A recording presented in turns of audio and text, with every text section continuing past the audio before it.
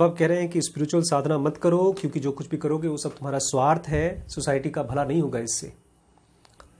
देखिए, जो स्पिरिचुअल साधना आप कर रहे हैं, अगर वो आपको सोसाइटी से काटती है, आपके पेरेंट्स से काटती है, तो वो सचमुच में आपको नुकसान करेगा, क्योंकि आप और हम इसी सोसाइटी के पार्ट हैं। अगर आपको ये क्लियर है कि आपको स्पिरिचुअल रास्ते पे चलना है, तो अपने आप से पहले ये पूछिए कि स्पिरिचुअल रास्ता क्या है। केवल सुबह उठ करके आंख बंद करके ध्यान करना या कुछ मंत्र जप करना, ये स्पिरिचुअलिटी नहीं है। स्पिरिचुअलिटी होती है रोज़मर्रा की लाइफ में। आप जब किसी इंसान से मिलते हैं, किसी काम को करते हैं, आपके पास 2 रुपए आते हैं, उस 2 रुपए का आप क्या करते हैं? आप अपने माता पिता का पेट भरते हैं, तो वो आपकी जिम्मेदारी है। आपको ये भी देखना होगा कि अगर आपके आसपास के लोग, जैसे आपके पेरेंट्स, आपको टॉन्ट मारते हैं, आपकी बात को नहीं समझते हैं, और आपको वो टॉन्ट लगता है, चोट लगती है, उससे दिल में दर्द होता है, इसका मतलब वो कंफ्यूजन क्रिएट कर रहा है। सबसे इंपॉर्टेंट रिस्पॉन्सिबिलिटी हमारी सबकी यही है कि हम अपनी लाइफ का पर्पस खोज सकें और मरने से पहले एनलाइटेंड हो सकें। लेकिन इसमें रुकावट कौन सी चीज़ बनेगी? हमारे अंदर की हर्ट्स, हमारे अंदर की कन्फ्यूजन। इस कन्फ्यूजन को हम कभी भी केवल ये सोच करके हम सोसाइटी का ध्यान नहीं देंगे, हम भाड़ में जाए सोसाइटी, हम जा रहे हैं, हम इस तरह से सॉल्व नहीं कर सकते, क्योंकि हम ही खुद सोसाइटी हैं। जितना आप पीसफुल रहेंगे, उतना ही आप सोसाइटी को इन्फ्लुएंस कर पाएंगे। आज मुझसे मेरे सेंटर का मैनेजर बात करता है, या मेरे चेयरमैन बात करते हैं, या कोई थर्ड पर्सन बात करता है, तो वो मेरे पीस को लेके जाता है।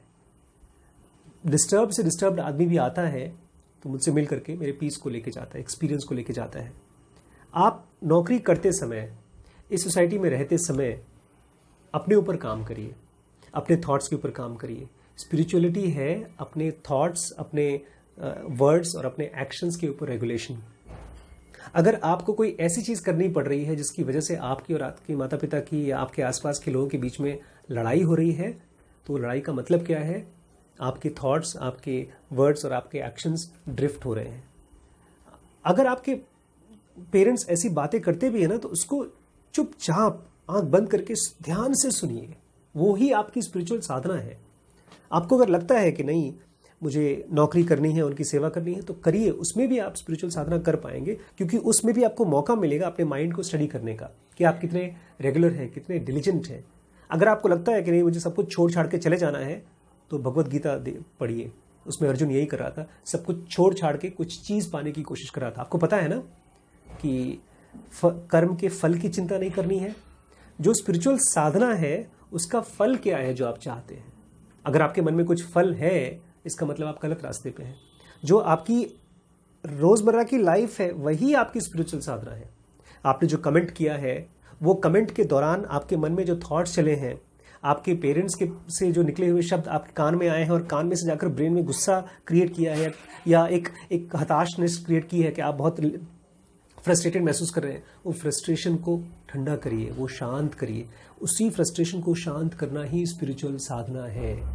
एक डिस्टर्ब्ड माइंड अगर जाकर के मंदिर में बैठकर ध्यान करेगा तो भी डिस्टर्ब रहेगा। एक शांत माइंड अगर स्टॉक मार्केट में जाके शेयर खरीदेगा और शेयर बेचेगा तो भी वो एक बहुत बड़ी वैल्यू क्रिएट करेगा पूरी दुनिया के लिए। तो अपने माइंड को शांत करने की साधना तो आप घर से कर सकते हैं, यहीं से कर सकते हैं, और आज ही कर सकते हैं। इसके लिए आपको कहीं छोड़कर जाना नहीं है। इसके लिए अर्जुन, लड़ाई करो और ये समझो कि सब कुछ मैं कर रहा हूं। मैं मतलब हमारे अंदर का आत्मन। नमस्कार। अगर हम स्वयं आत्मन हैं तो हमको क्यों इतनी प्रैक्टिसेस की ज़रूरत है? हमारा सेल्फ क्या है? इसके बारे में सोचिए। आपके जो सवाल हैं कि डिवाइन फ्रैगमेंट हमारे अंदर है, और वो 3 बॉडी है उसके अंदर में, सूक्ष्म शरीर, स्थूल शरीर, अति सूक्ष्म शरीर, physical body, molecular body, electronic body. तो फिर हम कौन हैं? ये क्वेश्चन हमको किससे पूछना है, आपको पता है? ये क्वेश्चन हमको कब तक पूछना है, आपको पता है? ये क्वेश्चन हमको किस इंटेंसिटी में पूछना है? ये कंफ्यूजन नहीं है आपका। प्लीज, हमारे माइंड का स्टेट्स होते हैं, हमारे माइंड की डेस्पिरेशंस होती हैं। फिलहाल हम बॉडी हैं, फिलहाल हम माइंड हैं, और इस बॉडी और माइंड के जरिए हम अपनी प्रायोरिटीज को ठीक कर रहे हैं। फिलहाल हमारी प्रायोरिटीज क्या है? हमारी 5 इंद्रियों से, 5 इंद्रियों से जो चीज़ें दिखती हैं, उन्हीं को हम रियल मानते हैं और वही चाहते हैं। जब हम एक डिवाइन फ्रैगमेंट के बारे में पढ़ते हैं तो इस माइंड को पहली बार एक उम्मीद जगती है, एक होप होती है कि इस फिजिकल बॉडी के अंदर में कोई ऐसी एंटिटी है जो डेथलेस है। बस केवल छोटी सी होप है। और पहली बार उसको ये लगता है कि क्या पता अगर मैं अपने आप को शांत कर सकूं, अगर मैं सीख सकूं तो डिवाइन फ्रैगमेंट के मैसेजेस को भी सुन पाऊंगा और रिस्पॉन्ड कर पाऊंगा। फिलहाल हम लोग एक ऐसी बॉडी है, एक ऐसा माइंड है जो डिवाइन फ्रैगमेंट को तो रिस्पॉन्ड नहीं करते हैं, बट बाहर की हर चीज़ को रिस्पॉन्ड करते हैं। रोकर, लड़ाई करके, खुश होकर के, चाह करके, नहीं चाह करके, बहुत सी चीज़ें चाहते हैं, नहीं चाहते हैं, वो सब हम फिजिकल वर्ल्ड के प्रति हमारा रिस्पॉन्स है। तो हम वो एंटिटी हैं जो बाहर की दुनिया के साथ और बाहर की दुनिया के लिए बने हैं। हमको जब अंदर झांकना शुरू करेंगे तब ये सवाल बहुत रेलेवेंट हो जाता है कि हम कौन हैं, सहर जी कौन है, आशीष शुक्ला कौन है, डिवाइन फ्रैगमेंट कौन है। बट ये सब ये अपने आप से पूछने वाला क्वेश्चन है, कई साल तक, कई महीने तक पूछने वाला क्वेश्चन है। और इसके जवाब को पाने के लिए हमको शांत रहना होगा, क्योंकि किसी भी क्वेश्चन का आंसर शब्दों में नहीं आता। इस तरह के क्वेश्चंस का आंसर शब्दों में अगर आप पा भी जाएंगे तो उससे आपका प्रॉब्लम सॉल्व नहीं हो जाएगा। ये आपकी भूख है। अगर मुझे भूख लगी है और मैं पूछता हूँ खाना क्या होता है, तो खाना सुनने से, कहानी सुनने से हमारा पेट नहीं भर जाएगा। डिवाइन फ्रैगमेंट के मैसेजेस जब आप रिसीव करेंगे तो आपकी लाइफ में छोटी छोटी और बाद में बड़ी बड़ी प्रॉब्लम्स डिसॉल्व हो जाएंगी, ख़त्म ही हो जाएंगी। वो प्रॉब्लम्स रह नहीं जाएंगी, आप नहीं रह जाएंगे। फिलहाल आप तो बॉडी हैं, आप माइंड है, और आप कौन सी बॉडी और माइंड है जो बाहर की दुनिया के लिए रिस्पॉन्ड कर रहे हैं। इसमें भी हम अपने ईगो को ना बहुत ज़्यादा इकट्ठा करके देते हैं एस सेंटर को, और थोड़ा जो बचता है उसको ई सेंटर को, और जो बहुत ज़रा सा बचता है वो आई सेंटर को। इसीलिए ई और एस सेंटर क्या है, बाहर की दुनिया से बना हुआ, फिजिकल बॉडी और फिजिकल वर्ल्ड का एक प्रोक्रिएशन के लिए बना हुआ, सेक्स के लिए बना हुआ, खाने के लिए, खाना खाने के लिए बना है।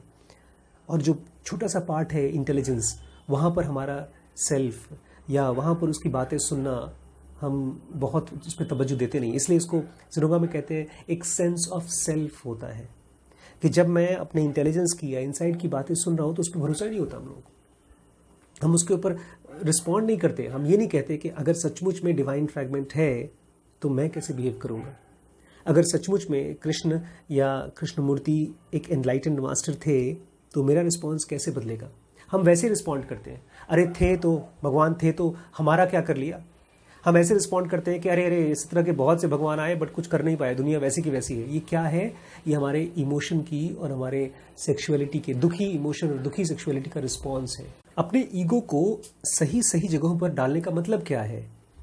अपने ईगो को देखिए कि जब आपकी इंटेलिजेंस कोई इंसाइट देती है तो उसके साथ रहना चाहते हैं, कितने समय तक रहना चाहते हैं। क्योंकि मैं तो ज़्यादातर समय आई सेंटर के साथ रहता हूँ, मैं बहुत कम समय इमोशन और सेक्सुअलिटी के साथ रहता हूँ, क्योंकि मुझे आई सेंटर फ्री करता है। जितना ज़्यादा आप अपने आप को नेगेटिव इमोशन और नेगेटिव सेक्सुअलिटी के साथ रखेंगे, क्योंकि पॉजिटिव में भी रखेंगे तो भी नेगेटिव हो जाता है हमारा, क्योंकि इंटेलिजेंस जब नहीं आता तब वो सब कुछ नेगेटिव हो जाता है। तो जब आप इंटेलिजेंस के साथ अपने आप को रख पाएंगे तब आपके ये दोनों बच्चे हो जाएंगे, ये समझदार हो जाएंगे, आपकी सेक्सुअलिटी और आपकी इमोशन दोनों समझदार हो जाएगा। तब इस तरह के सवाल नहीं आएंगे, आपको केवल इंसाइट्स आएंगे और फ्रीडम आएगा। नमस्कार। स्पिरिचुअलिटी के लिए ज़ेनोबा बेसिक एडवांस कोर्स, बिजनेस के लिए WBX, डिसीजन मेकिंग के लिए BDM, रिलेशनशिप के लिए लिमिटलेस, ब्रह्मचर्य के लिए SPMT है, और पेरेंटिंग का जो कोर्स है उसका नाम है SPPT। ये सारे कोर्सेज एक साथ ज्वाइन करते हैं तो आपको हेवी डिस्काउंट मिलता है। Thank you so much.